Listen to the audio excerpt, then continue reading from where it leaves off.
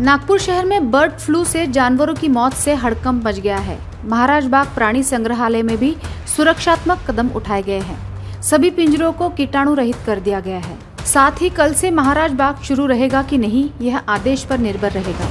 ऐसी जानकारी महाराज बाग प्राणी संग्रहालय के प्रभारी अधिकारी डॉक्टर सुनील बावस्कर द्वारा दी गई। मार्गदर्शक सूचनानुसार जे आहे ते प्राणी संग्रहालय टेम्पररी बंद करण्याबाबतचे निर्देश आहेत आणि त्या गाईडलाईननुसार जे काय साफसफाई आणि सॅनिटायझेशन डिसइन्फेक्शन याच्याबाबत जे मार्गदर्शक सूचना आहेत, पूर्ण आपल्याला पिंजरे जे आहे ते डिसइन्फेक्ट आपण केलेले आहेत, सॅनिटायझेशन करायला सांगितलेलं आहे।